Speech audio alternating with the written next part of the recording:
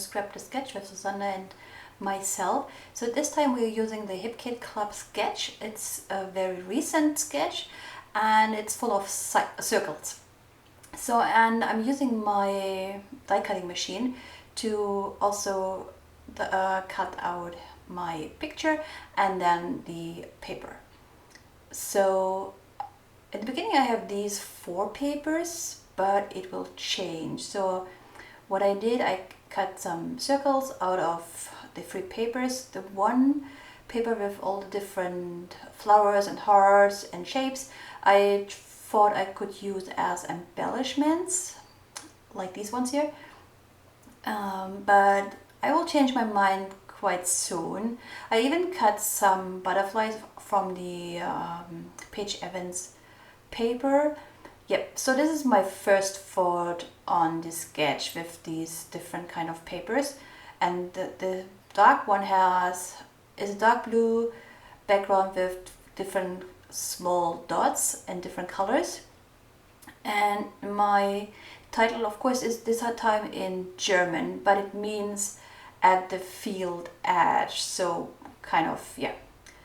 And the picture are some flowers which typically grow next to like some fields, as typically like cereal fields. Yep. So here I changed my mind and I thought I couldn't work with the colored paper in the first run, so I thought maybe I should keep my papers in black and white. So I went through my stash of scraps and chose some black and white paper. One has small black dots, and I don't know from which paper. Oh, it was not a paper, it was like a packaging from some alphas or embellishment, like sticker or so, from Pink Fresh Studio. And then this dark one with the white like stars, it's Amy Tangerine. And the other one, the white paper with the black floral, is from crepe paper. Yep. So since none of my dies had the right size to for a picture, my photo layer, I took this little tiny thing here, I don't know what's the English term, and just drew one by hand and then cut it out. So very simple. Even if you don't have a die cutting machine or circle dies, you can do it easily. And if you don't want to use like circles for the sketch, take like squares, triangles, whatever you like. So even though the sketch shows circles, you don't have to use circles. And you don't have to follow, like you could also even flip the sketch like for 90-degree or whatever, so it looks different. So what I'm doing now is I'm taking a picture, because if I have this arrangement and I like it, and I want, after all, putting glue or adhesive behind the paper layers, I want that they will end up at the same spot on my layout. So I take a picture, and I do this very often.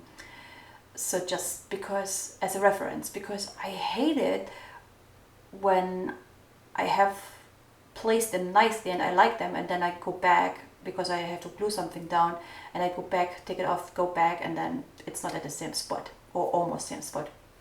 Now I wanted to check how it looks if I distress the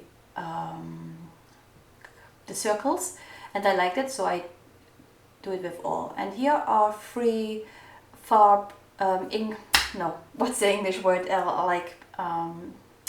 ink sprays in black, navy blue, and the gold. And I'm using this to give the background a little bit of impact, so to say, because I didn't want to keep it like white at all, so it looks empty. So for the picture I'm using some foam tape to raise it up a little bit from the other circles. And then also, if you use different type of spray inks or different colors, I think it's important, or it's useful, if you start with the darkest color. So in my case it was the black, then I dried it and then I used the blue, navy blue, dried it again, and then went in with the gold. So if you forget to dry, you can end up with a really messy color and you don't want it. So it's kind of good if you dry them in between.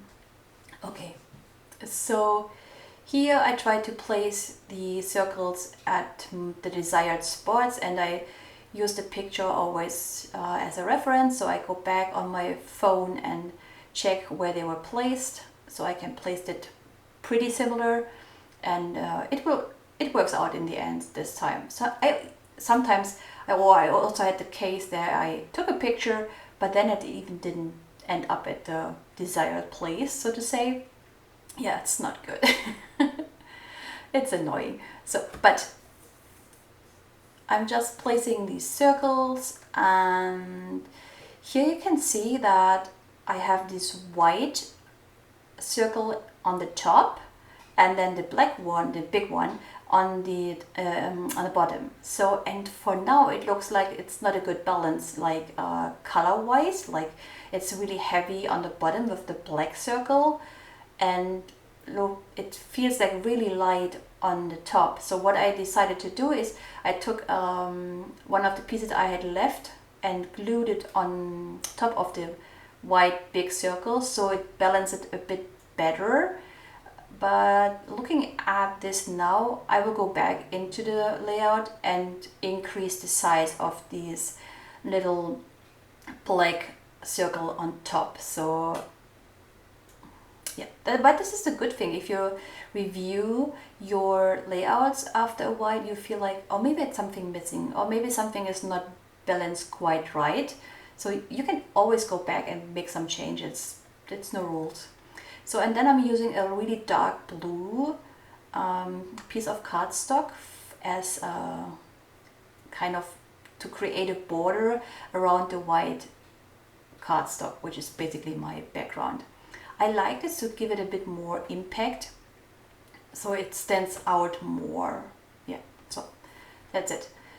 Okay, and then now it's almost finished. I go through my ephemera packs from Pink Fresh Studio, older stuff, to see if I can use something. And I have these two butterflies. They have gold, they are black and white and gold, and I think they fit really nicely on my layout, since I have the picture from some wild flowers.